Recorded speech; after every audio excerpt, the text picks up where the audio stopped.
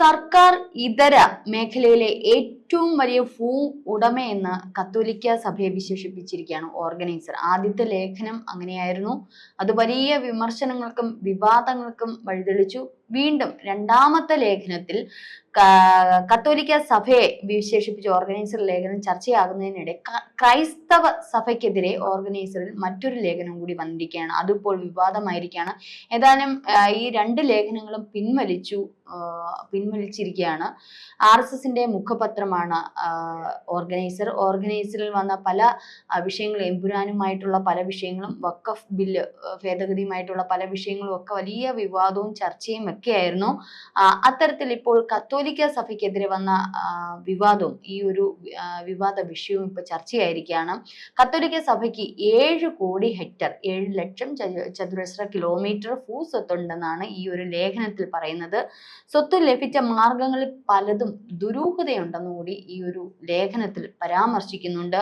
ലേഖനത്തിലെ ആരോപണങ്ങളെല്ലാം ഇപ്പോൾ പിൻവലിച്ചിരിക്കുകയാണ്. പിൻവലിച്ചത് സ്വമേധയാണ്, അല്ലെങ്കിൽ അത് തെറ്റ് മനസ്സിലാക്കി എന്നുള്ള രീതിയിലാണ് ഇതിൽ വരുന്നത്. ഇപ്പോൾ രാജീവ് ചന്ദ്രശേഖർ ഉൾപ്പെടെയുള്ളവർ അത് പറഞ്ഞത് അത് എന്തോ ഒരു മിസ്അണ്ടർസ്റ്റാൻഡിങ്, മിസ്മാച്ചിങ് ആയിട്ട്, അല്ലെങ്കിൽ അതിന് കൃത്യമായിട്ടുള്ള വിവരണങ്ങളൊന്നും നൽകാതെ അത് അവർ പിൻവലിച്ചു എന്നുള്ള രീതിയിലാണ്. അതുകൊണ്ട് തന്നെ മറ്റ് ക്രിസ്തീയ വിഭാഗങ്ങളിൽ നിന്നൊന്നും ഇതുവരെ വിമർശനമോ പ്രതിഷേധമോ ഒന്നും വന്നിട്ടില്ല. മുൻപത്തുള്ളവർക്ക് ഭൂമി ലഭിക്കാൻ സഹായകരമാകുന്നതടക്കമുള്ള കാര്യങ്ങൾ ഇപ്പോൾ BJP ചെയ്യുകയും ഒരു വിഭാഗം ക്രിസ്ത്യൻ സമൂഹം ഇപ്പോൾ BJP പക്ഷത്തേക്ക് വരെ ഏകദേശം 50 പേരോളം BJPയിലേക്ക് അംഗത്വം എടുക്കുകയൊക്കെ ചെയ്തിരിക്കുന്ന ഈ ഒരു സന്ദർഭത്തിലാണ് ഇത്തരത്തിൽ ഓർഗനൈസർ പെട്ടെന്ന് ഒരു എടുപ്പിടിയുന്ന, ഒരു മുന്നറിയിപ്പില്ലാണ്ട്, അല്ലെങ്കിൽ എന്താ പറയാ, പെട്ടെന്നുള്ള ഒരു വിവാദപരമായിട്ടുള്ള ഈ പരാമർശം നടത്തുന്ന ഒരു ക്രൈസ്തവ സമൂഹത്തിന് ഒരു വിരോധാഭാസത്തിന് ഇട നൽകി BJPയും ഒരു ക്രിസ്ത്യൻ വിഭാഗവും തമ്മിൽ ഒരു ധാരണയിൽ നിൽക്കുന്ന, അല്ലെങ്കിൽ ഒരു ഇനി വരുന്ന തെരഞ്ഞെടുപ്പുമായി ബന്ധപ്പെട്ട ഒരു ധാരണയിലുള്ള ഈ ഒരു സന്ദർഭത്തിലാണ്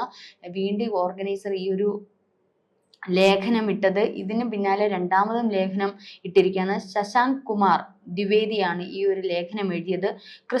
രണ്ടാമത്തെ ലേഖനത്തിൽ ക്രിസ്ത്യാനിറ്റിയെ പറ്റി, അല്ലെങ്കിൽ ക്രിസ്തീയ മതവിഭാഗത്തെ പറ്റിയുള്ള പരാമർശമായിരുന്നു. ക്രിസ്തു മതം ഇന്ത്യയിലെ മതമാണെന്ന് ജെസ്വിറ്റ് മിഷനറിയായ റോബർട്ട് ഡി നോബിലി തെറ്റിദ്ധരിപ്പിച്ചുവെന്നും മിഷണറി പ്രവർത്തനം ഇന്ത്യയുടെ മതപരമായ ഘടനയിൽ മാറ്റം വരുത്താൻ ഏതറ്റം വരെ പോയെന്നതിന് തെളിവാണിതെന്നും ലേഖനത്തിൽ ആരോപിക്കുന്നു. വ്യാഴാഴ്ച രാത്രി 11:45 ആദ്യത്തെ ലേഖനം പ്രസിദ്ധീകരിച്ചത്. രണ്ടാമത്തത് വെള്ളിയാഴ്ച രാത്രി 11:45 ഈ രണ്ടാമത്തെ ലേഖനത്തിൽ പറയുന്ന വിശേഷങ്ങളൊക്കെ, വിവാദങ്ങളൊക്കെ ഇങ്ങനെയാണ്, ഇത്തരത്തിലാണ് ആ ലേഖനത്തിൽ എഴുതിയിരിക്കുന്നത്. 17-ാം നൂറ്റാണ്ടിന്റെ ആദ്യഘട്ടത്തിൽ ഇന്ത്യയിലെത്തിയ നൊബിലി യൂറോപ്യൻ വേഷം ഉപേക്ഷിച്ച് കാവ്യ വസ്ത്രം ഉടുത്തു, നെറ്റിയിൽ കുറി തൊട്ടു, പൂണൂൽ ധരിച്ചു, പൂർണ്ണമായും സസ്യഫുക്കായി, ബ്രാഹ്മണ ജീവിത രീതികൾ അവലംബിച്ചു, സംസ്കൃതവും തമിഴും തെലുങ്കും പഠിച്ചു. ഈ അറിവ് മിഷണറി പ്രവർത്തനത്തിന് സമർത്ഥമായി നൊബിലി ഉപയോഗപ്പെടുത്തി എന്നും ഈ ലേഖനത്തിൽ പറയുന്നുണ്ട്. ബൈബിളിനെ യേശുവിന്റെ വേദം എന്ന നിലയിൽ 5ാം വേദമായി അവതരിപ്പിക്കുകയും ചെയ്തു. ബ്രഹ്മം, മോക്ഷം, പ്രസാദം എന്നീ വാക്കുകളും ഉപയോഗിച്ചു. വൈദികരെ ഗുരുവെന്നും പള്ളിയെ കോവിലെന്നുമാണ് ഈ ലേഖനത്തിൽ വിളിച്ചത്. ഹിന്ദുക്കളെ തെറ്റിദ്ധരിപ്പിക്കുകയായിരുന്നു ലക്ഷ്യം. ലേഖനത്തിൽ ഇങ്ങനെയാണ് പറഞ്ഞിരിക്കുന്നത്. ക്രിസ്ത്യൻ തിയോളജി സംസ്കൃതത്തിൽ ബ്രാഹ്മണർക്ക് പരിചയപ്പെടുത്തി. നൊബിലിയുടെ യഥാർത്ഥ വ്യക്തിത്വത്തെ ചിലർ ചോദ്യം ചെയ്തപ്പോൾ റോമിൽ ജനിച്ച സന്യാസിയാണെന്നായിരുന്നു വിശദീകരണം. ഇതിനു തെളിവായി റോമൻ ബ്രാഹ്മണനാണെന്ന റോമിൽ നിന്നുള്ള സാക്ഷ്യപത്രവും നൊബിലി ഹാജരാക്കി. ബ്രഹ്മാവിന്റെ പിന്തുടർച്ചക്കാരനാണെന്ന് വരെ അവകാശപ്പെട്ടു. മറ്റു മിഷണറിമാരിൽ നിന്ന് വ്യത്യസ്തനായി ഉയർന്ന ജാതിക്കാരെ മതം മാറ്റാനായിരുന്നു ശ്രമം. നൊബിലിയുടെ ശ്രമങ്ങൾക്ക് ഹിന്ദുക്കളിൽ നിന്നു മാത്രമല്ല ക്രിസ്ത്യൻ സഭകളിൽ നിന്നും എതിർപ്പുണ്ടായിരുന്നു. എങ്കിലും നൊബിലിക്ക് അനുകൂലമായാണ് അന്നത്തെ മാർപ്പാപ്പ തീരുമാനമെടുത്തത്. ലേഖനം ഇത്തരത്തിലാണ് വിശദീകരിച്ചിരിക്കുന്നത്. ആരാണ് ഇന്ത്യയിലെ ഏറ്റവും വലിയ ഉടമ എന്ന തലക്കെട്ടോടെയാണ് ശശാങ്ക് കുമാർ ദ്വിവേദിയുടെ ആദ്യ ലേഖനം എത്തിയത്. കത്തോലിക്ക സഭയ്ക്ക് ആകെ 20,000 കോടി രൂപ വിലമതിക്കുന്ന സ്വത്ത് ഉണ്ടെന്നാണ് റിപ്പോർട്ടുകളൊക്കെ വരുന്നത്. ആ സ്വത്ത് വിവരങ്ങളൊക്കെ ഇങ്ങനെയാണ്. 2012 കണക്കനുസരിച്ച് 2457 ആശുപത്രികളും 240 മെഡിക്കൽ നഴ്സിംഗ് കോളേജുകളും 28 കോളേജുകളും 5 എഞ്ചിനീയറിംഗ് കോളേജുകളും 3765 സെക്കൻഡറി സ്കൂളുകളും 7319 പ്രൈമറി സ്കൂളുകൾ 3187 നഴ്സറി സ്കൂളുകൾ എന്നിവ സഭയുടെ ഉടമസ്ഥതയിലുണ്ട്. 2021 ഫെബ്രുവരിയിലെ സർക്കാർ കണക്കുകൾ പ്രകാരം 15,531 ചതുരശ്ര കിലോമീറ്റർ ഭൂമിയാണ് കേന്ദ്ര സർക്കാരിന്റെ കയ്യിലുള്ളത്. സർക്കാർ കഴിഞ്ഞാൽ വഖഫ് ബോർഡിന്റെ കയ്യിലാണ് ഏറ്റവും കൂടുതൽ ഭൂസ്വത്ത് ഉണ്ടെന്നായിരുന്നു ധാരണ. എന്നാൽ കത്തോലിക്ക സഭയാണ് 2ാം സ്ഥാനത്ത് എന്നാണ് കണക്കുകൾ തെളിയിക്കുന്നത് എന്നാണ് ഈ ഒരു ലേഖനത്തിലൂടെ ആരോപിച്ചു വന്നിരിക്കുന്നത്. വിവാദത്തിൽ ഇപ്പോൾ BJPയോ RSSോ ഒന്നും പ്രതികരിച്ചിട്ടില്ല.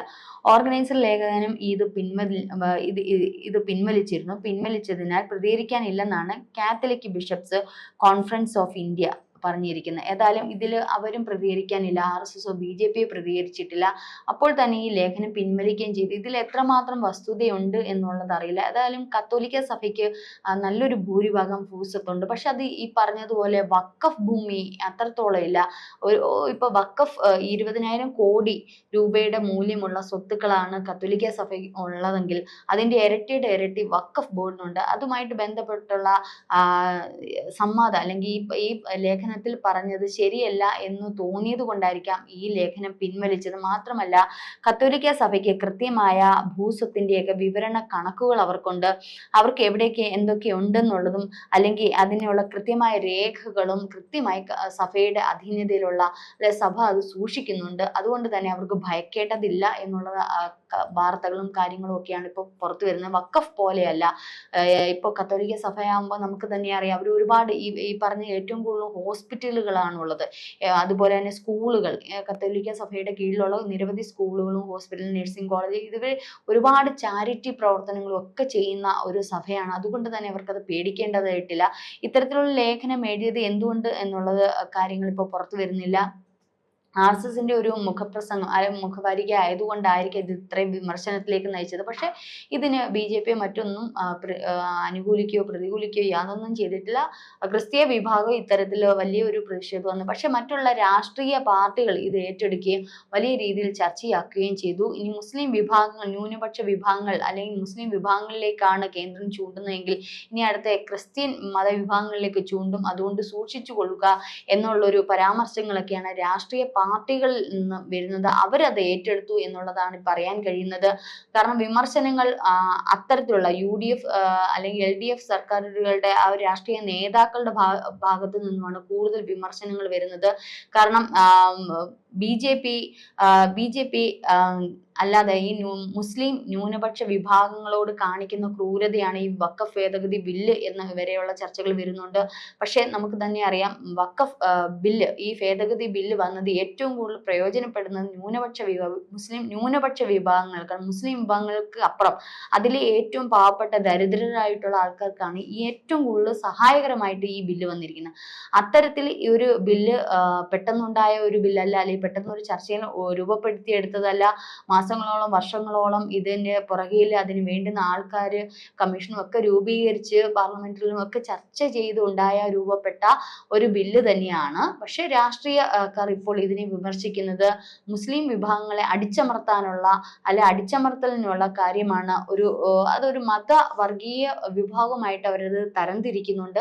ഇത്തരത്തിൽ ഇപ്പോൾ ഈ ഓർഗനൈസറിൽ ഈ ഒരു ലേഖനം വന്നത് അതിന്റെ മുന്നോടിയാണ്. കാരണം ഓർഗനൈസറിൽ ഇപ്പോൾ എമ്പുരാനെ പറ്റിയും പലവിധ കാര്യങ്ങളും ലേഖനങ്ങൾ വരുമ്പോൾ ED പരിശോധന വരും, അങ്ങനെ ഇങ്ങനെ വരുന്നതല്ല. ഇപ്പം അതുപോലെ തന്നെ വരുന്നത് കൊണ്ട് ഒരു ഭയത്താലാണോ പേടിയാലാണോ അല്ലെങ്കിൽ ഇതൊരു രാഷ്ട്രീയ വിവാദമാക്കാനാണോ എന്നുള്ളത് അറിയില്ല. ഇപ്പോൾ കത്തോലിക്ക സഭയ്ക്ക് നേരെ വന്ന ഈ ഒരു ലേഖനം അവർ തന്നെ അത് പിൻവലിക്കുകയും ചെയ്തു. അതിൽ സത്യമില്ല എന്ന് കണ്ടതുകൊണ്ടായിരിക്കാം അത് പിൻവലിച്ചത്. ഏതായാലും വിവാദങ്ങളിലേക്ക് നയിക്കാതിരിക്കട്ടെ, കൃത്യമായ വിവരണങ്ങളും കാര്യങ്ങളും ഒക്കെ മുന്നിലേക്ക് വരട്ടെ. കത്തോലിക്ക സഭ ഒരുപാട് മലയാളി, അതായത് കേരളത്തില് ഒരുപാട് ജാതി മത വേർതിരിവില്ലാതെ ഒരുപാട് കാര്യങ്ങൾ, ഒരുപാട് ചാരിറ്റി പ്രവർത്തനങ്ങളും മറ്റുമൊക്കെ ചെയ്യുന്ന ഒരു സഭ തന്നെയാണ്.